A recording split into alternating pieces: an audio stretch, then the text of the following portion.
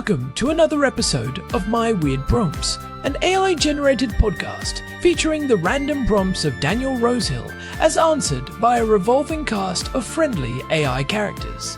Join us for deep dives into AI, technology, and whatever other random thing Daniel finds fascinating today. Subscribe on Spotify or your favorite podcatcher. Now, today's episode. This episode was generated using artificial intelligence. Please verify facts. Hi, Herman and Corin. So I'm listening to the episode about electronic warfare and specifically the role of the Boeing Growler that we mentioned the US Air Force is repositioning. And I'd love to another term that came up in the last few days diving into this stuff is X-band radar. And what I'd like to ask about, Herman and Corin, is in the context of we mentioned that electronic warfare is the battle for control over the airwaves, and we talked a lot about the RF spectrum in this podcast as we've talked about wireless technologies.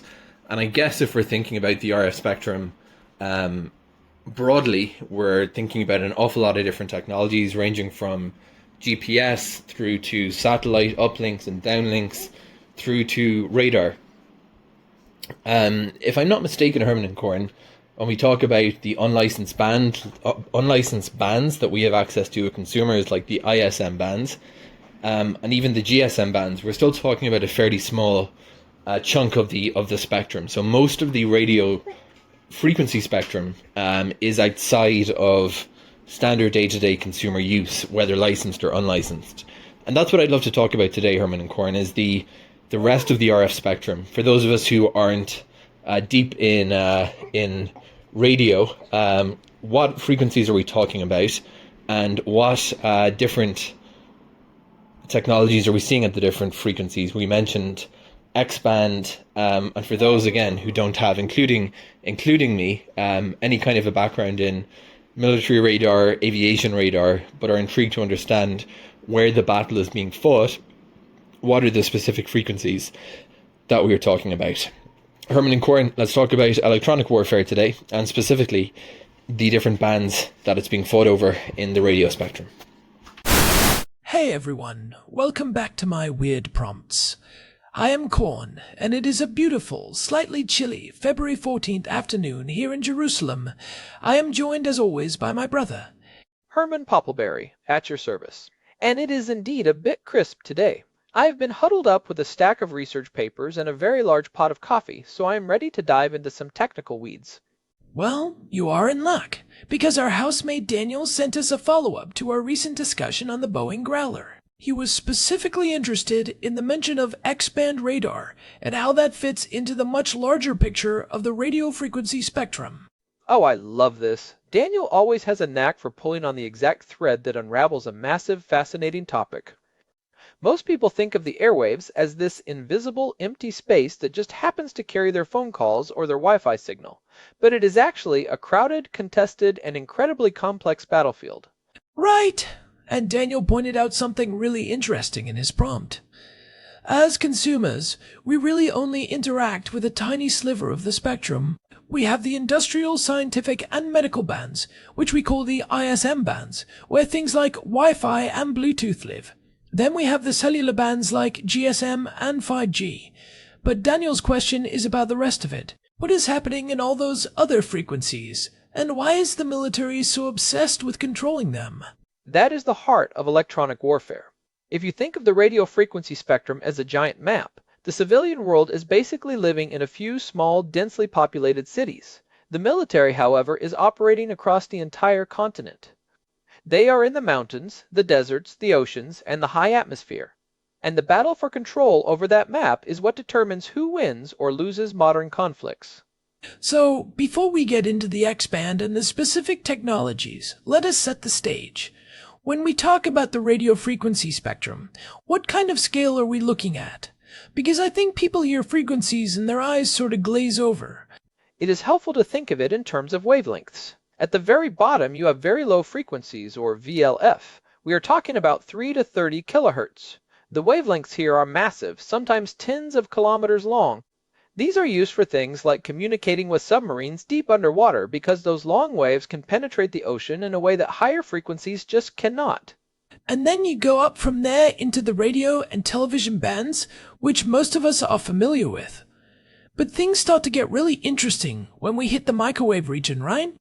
That is where the real action is for radar and electronic warfare, once you get into the gigahertz range.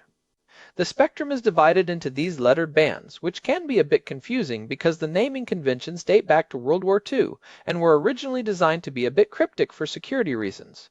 But today they are standardized. You have L-band, S-band, C-band, C-band, X-band, and so on, all the way up to millimeter waves. Okay, so let us talk about the X-band specifically, since that was the catalyst for Daniel's question. Where does it sit, and why is it so special for something like the Boeing Growler or high-end fighter jets? The X-band typically ranges from 8 to 12 gigahertz. In the world of radar, this is often called the Goldilocks zone for fire control. To understand why, you have to look at the trade-off between resolution and range. Lower frequencies, like L-band, which is 1 to 2 gigahertz, have very long ranges and can see through clouds and rain easily. They are great for early warning radars that tell you something is coming from hundreds of miles away. But they are not very precise. They can tell you there is a plane out there, but they might not be able to tell you exactly where it is or what kind of plane it is.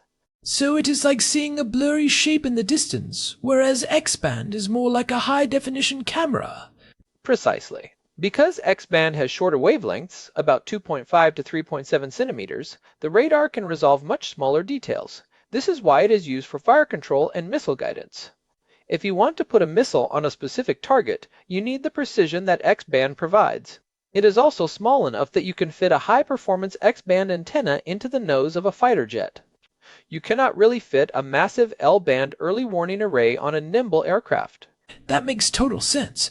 But if X-band is so good for targeting, I imagine it is also the primary target for electronic warfare systems, like the ones on the Growler. If I am an enemy pilot, the last thing I want is a crisp X-band lock on my aircraft. You hit the nail on the head. This is where the battle for the airwaves really begins. Electronic warfare is generally divided into 3 pillars. You have electronic attack, electronic protection, and electronic support. The Growler is a master of electronic attack. Its job is to find those X-band signals from enemy radars and drown them out with noise, or deceive them with false targets using its new ALQ-249 next generation.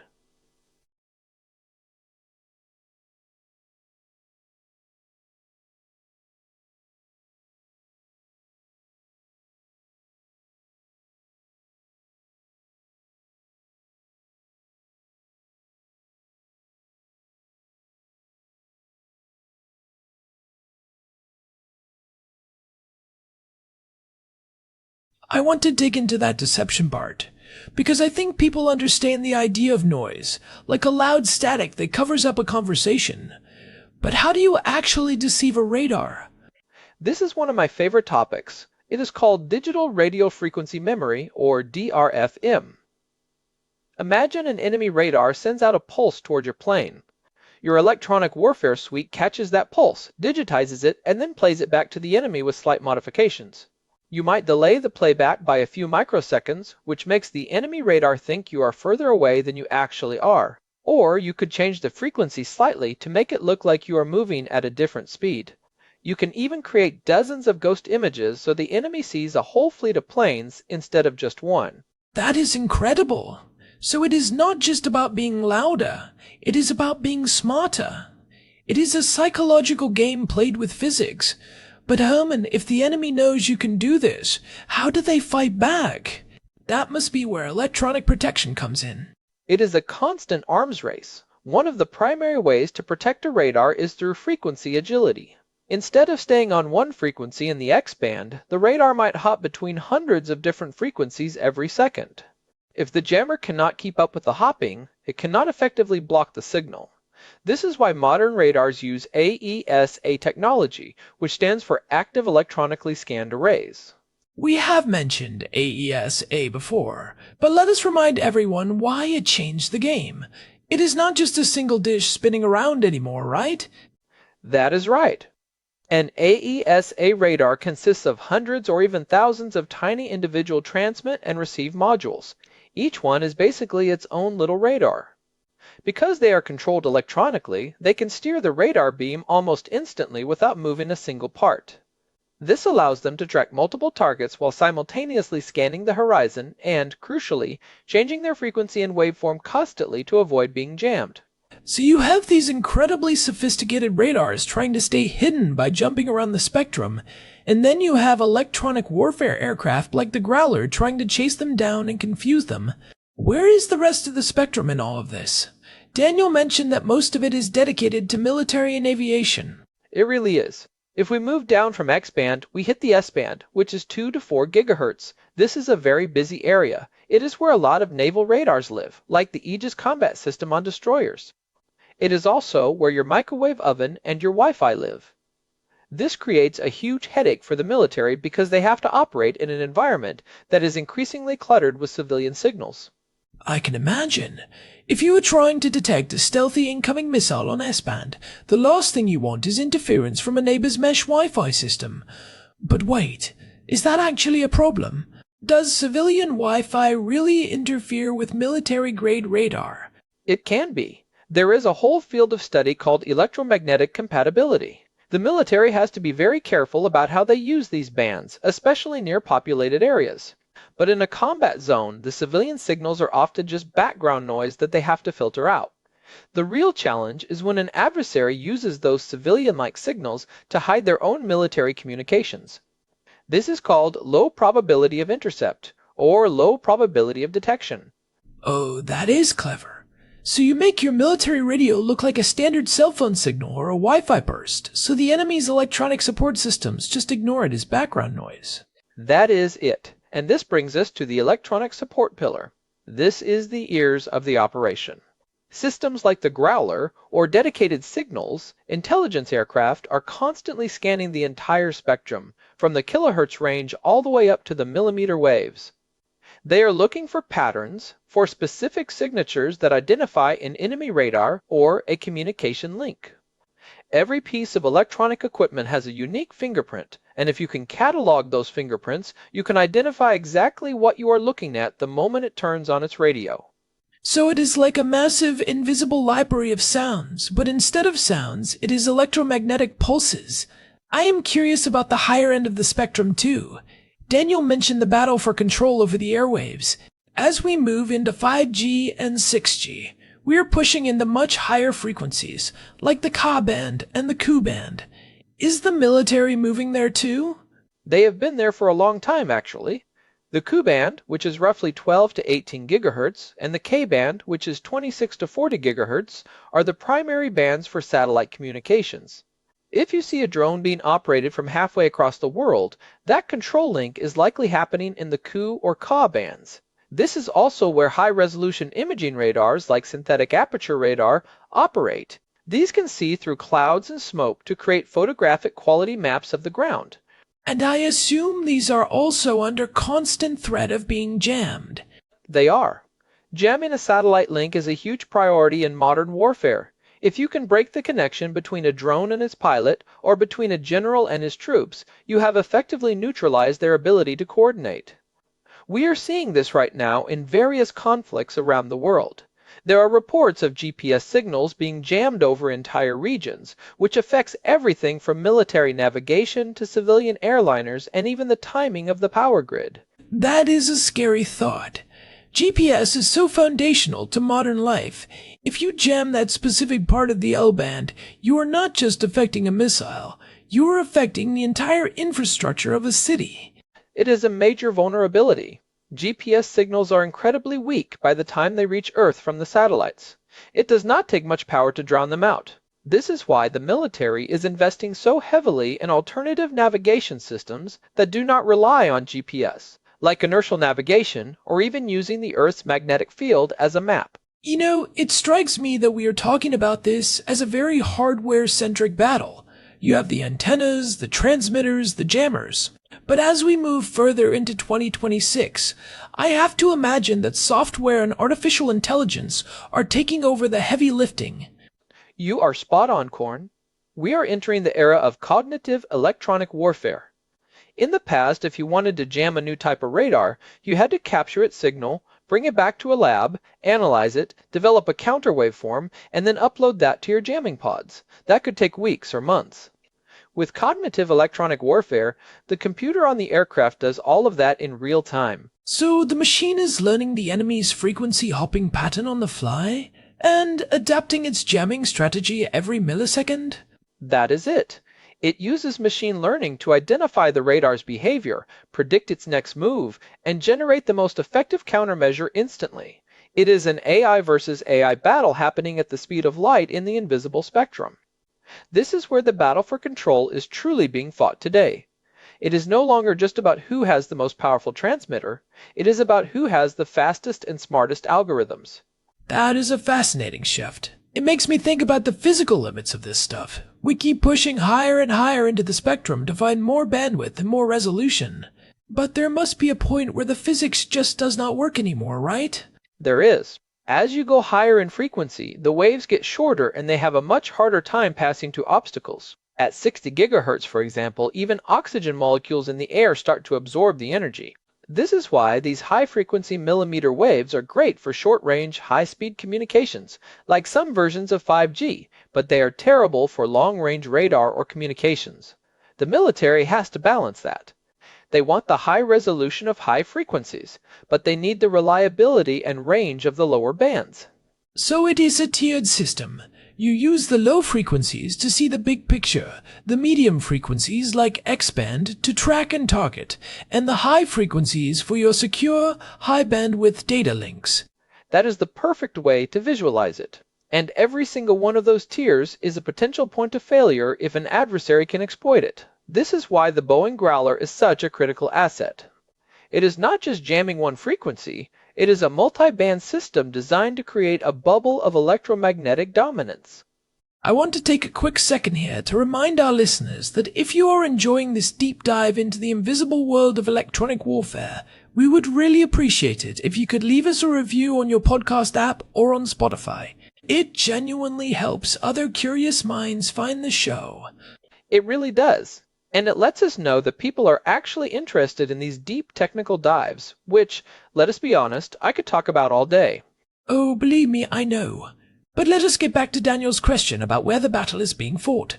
We have talked about the air, the sea, and space. But what about the ground? Is there an electronic warfare component to things like infantry combat or urban warfare? More than ever before. Think about the proliferation of small, cheap drones. These are controlled via radio frequencies, often in the standard civilian 2.4 or 5.8 gigahertz bands. Soldiers now carry portable electronic warfare devices, basically handheld jammers, that can knock a drone out of the sky by severing its control link. We are also seeing the use of electronic warfare to trigger or jam improvised explosive devices that are remotely detonated via cell phone or radio. So the spectrum has become an integral part of the infantry's world too. It is not just for fighter pilots and admirals. Every soldier is now a participant in the electronic warfare battle, whether they realize it or not. That is right. And this leads to another interesting development, the rise of gallium nitride or GaN technology. For decades, most high-power radio frequency amplifiers were based on gallium arsenide. But gallium nitride can handle much higher voltages and temperatures. This allows for much smaller, more powerful, and more efficient transmitters. And I assume that means you can pack more jamming power into a smaller pod, or put a more powerful radar on a smaller drone. That is it. GaN is the secret sauce behind a lot of the modern breakthroughs we are seeing. It is what allows an AESA radar to be so compact and powerful. It is also what makes it possible to build wideband jammers that can cover a huge range of the spectrum simultaneously, rather than having to focus on just one band at a time. You know, Herman, as we talk about all this military tech, I cannot help but wonder about the civilian implications. A lot of the technology we take for granted today, like GPS, and even the internet itself, started as military projects. What do you see trickling down from this current battle for the spectrum into our daily lives? That is a good question. One of the biggest things is going to be the way we manage spectral efficiency. The military is getting very good at sharing the spectrum, using advanced algorithms to find gaps in usage and squeeze signals through without causing interference. As our civilian world gets more and more crowded with devices, we are going to need those same cognitive radio technologies to keep our networks from collapsing under their own weight. So your future phone might be using the same kind of frequency. Hopping, interference, avoiding logic that a fighter jet uses today to stay connected in a crowded city. Precisely. We are also seeing the development of very high-resolution radars for autonomous vehicles. These often operate in the 77 to 81 gigahertz range. The technology to build those compact, high-frequency radars comes directly from the research into military fire control and missile seekers. So, in a way, the sensors that help your car avoid a collision are distant cousins of the sensors on a Boeing Growler. That is a bit of a surreal thought. My car is basically using a miniaturized version of an electronic warfare suite to navigate the grocery store parking lot. It is not that far off. The physics is the same. The only difference is the application and the scale. But this brings up a really important point about the battle for the airwaves. It is not just about technology, it is about policy. Every country has a regulatory body, like the FCC in the United States, that decides who gets to use which part of the spectrum. And I imagine the military and the commercial sectors are constantly fighting over that beachfront property. Oh, it is a constant tug of war. The commercial telecommunications companies want more spectrum for 5G and 6G because that translates directly into profit. But the military is hesitant to give up the bands they have used for decades, especially when their entire infrastructure is built around them. This is why we are seeing more interest in spectrum sharing, where both military and civilian users can occupy the same band by using smart technology to stay out of each other's way.